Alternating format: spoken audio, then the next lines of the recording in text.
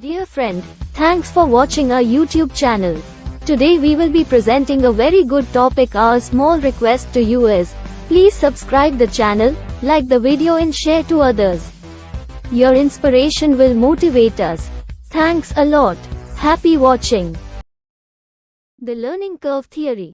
Learning curve. A learning curve is a correlation between a learner's performance and the number of time required to complete the task. The learning curve theory proposes that a learner's efficiency in a task improves over time the more the learner performs the task. The learning curve theory. While the term learning curve came into use in the early 20th century, Dr. Hermann Ebbinghaus described this theory as early as 1885. He mostly was focusing on memory studies and developed a forgetting curve theory. This theory helps us to understand how our memory works and retains information relating to specific things people attempt to learn. Later, Arthur Bills described the learning curve in his work, General Experimental Psychology. In his work, he describes it saying, the learning curve is a graphical device for picturing the rate of improvement in terms of a given criterion of efficiency, as a result of practice. Learning curve models. 4 common types of a learning curve and what they mean. 1. Diminishing returns learning curve. The rate of progression increases rapidly at the beginning and then decreases over time. This describes a situation where the task may be easy to learn and progression of learning is initially fast and rapid. 2. Increasing returns learning curve. The rate of progression is slow at the beginning and then rises over time until full proficiency is obtained. This model describes a situation where perhaps a complex task is being learned and the rate of learning is initially slow. 3. Increasing decreasing return learning curve, the S-curve. This model is the most commonly cited learning curve and is known as the S-curve model. It measures an individual who is new to a task. The bottom of the curve indicates slow learning as the learner works to master the skills required and takes more time to do so.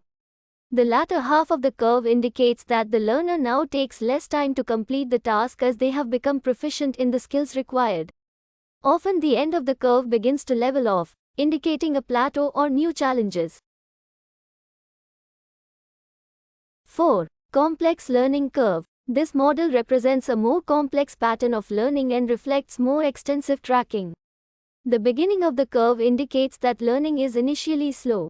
The second stage of the curve shows an increase, which indicates that the learner is becoming proficient in the skill. The third stage of the curve indicates that the learner is plateauing in his proficiency once the learner feels he has mastered the skill. The fourth stage of the curve represents that the learner is actually still improving the skill. The last stage of the curve represents the point at which the skill becomes automatic, muscle memory for the learner, often termed overlearning. Pros of learning theory. Performance improvement cannot happen on its own and is connected with learning. By incorporating a learning culture within the organization where employees are encouraged and supported to keep learning, performance levels can be expected to increase on the curve. The rate of learning is also considered to be consistent enough that trends can be established using the learning curve, enabling better forecasting and business decisions. Cons of learning theory. Using a learning curve to predict overall performance of larger groups or processes means that many assumptions are made on variables like motivation, sociological factors, workplace dynamics, training resources, and previous knowledge or experience. A learning curve that may not show expected results would need further analysis to determine the underlying variables impacting its shape, as the curve does not tell the whole story. Where to apply the learning curve theory? The learning curve model requires that one variable is tracked over time, is repeatable and measurable. Individual motivation, for example, would be difficult to measure. As a whole, learning to read is a complex procedure involving many variables and is not ideal for a learning curve. An example of where a learning curve can be applied could be a measurable task like a factory worker learning to operate a new machine that requires specific, repeatable steps. As the worker learns to operate the machine following the procedural steps, he becomes faster and more proficient at using it. A learning curve would measure this rate of progression and mastery. The learning curve model is used most commonly in organizational or industrial management to improve output by way of improving the performance of the human workforce.